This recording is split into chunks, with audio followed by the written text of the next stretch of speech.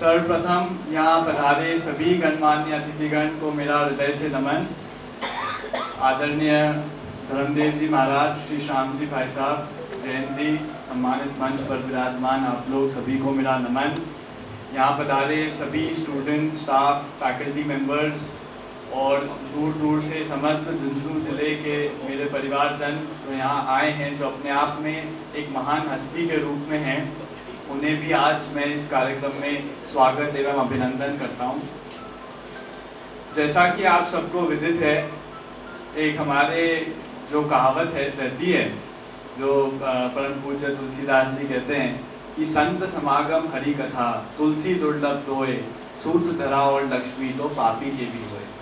तो पापी के पास धन दौलत वैभव ये तो सब मिल जाती है, लेकिन संतों का जब सानिध्य हमें प्राप्त होता है, ये वास्तव में अमूल्य चीज़ है। इसे हमें अभिनंदन करना चाहिए, स्वागत करना चाहिए और इसे हृदय में बसा कर रखना चाहिए।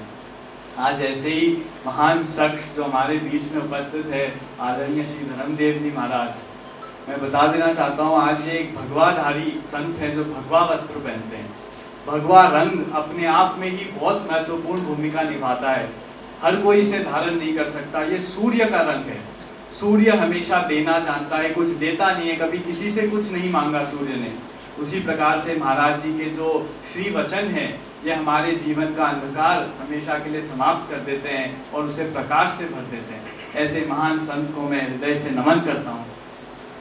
साथ ही हमारी संस्कृति हमेशा कहती है कि जो हमारे संत रहे हैं ये तो एक अहम भूमिका निभाते हैं, लेकिन साधु किसे कहा गया है?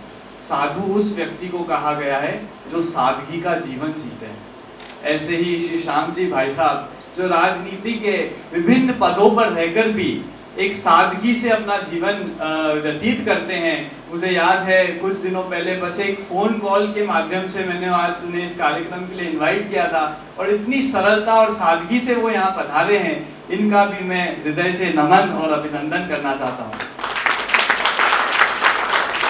तो बाहर से हमारे हरियाणा गुड़गांव से पधारे हमारे सभी अतिथिगणों, आपको भी मैं हृदय से नमन करता हूँ जो महाराज जी के साथ आए हैं।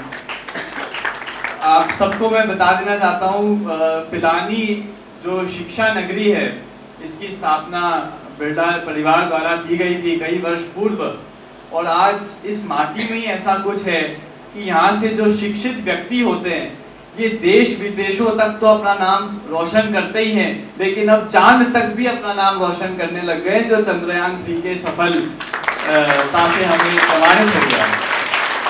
तो आज ऐसी पावन शिक्षा नगरी पर आप सब पधारे और ये राष्ट्र बौद्धिक मंथन जैसा एक पावन विषय पर हम एकत्रित हुए। इस पर आज हम जो चर्चा करने वाले हैं, महाराज जी के श्रीमुख से, श्याम जी भाई साहब के श्रीमुख से जो हम सुनने वाले हैं, ये वास्तव में हमारे जीवन को एक प्रेरणा देती है। तो सर्वप्रथम आज क्योंकि हम सनातन की बात कर रहे हैं, जैसे कि पाठक जी ने भी बताया कि सनातन क्या है, तो सनातन की हमारी एक धरोहर रही है। मंथन की जब हम बात करते तो सबसे पहला और सबसे विशाल जो मंथन हुआ था वो था समुद्र मंथन। इस बात से आप सब वाकिफ होंगे और इसे मानते भी है। आज महाराज जी हमें अत्यंत गर्व होता है, जब नया संसद भवन बना था तो उसमें 75 फीट लंबी एक मूर्ति बनाई गई है समुद्र मंथन की, जो आदरणीय माथुराम जी के पुत्र ने बनाई गई है, जो पिलानी के ही रहने वाले हैं। समुद्र मंथन की शुरुआत हुई थी विष्णु भगवान के कूर्मा अवतार से। कूर्मा अवतार जिसे हम जानते हैं कछुए का अवतार है।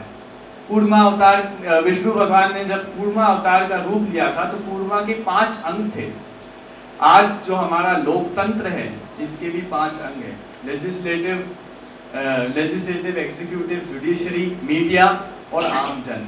ये 5 स्तंभ बताए गए हैं लोकतंत्र के, और कूर्मा अवतार कहीं ना कहीं उस चीज का प्रतीक है। आगे जब हम चलते हैं समुद्र मंथन में, तो कूर्मा अवतार के ऊपर एक मंदधार पर्वत की स्थापना की गई।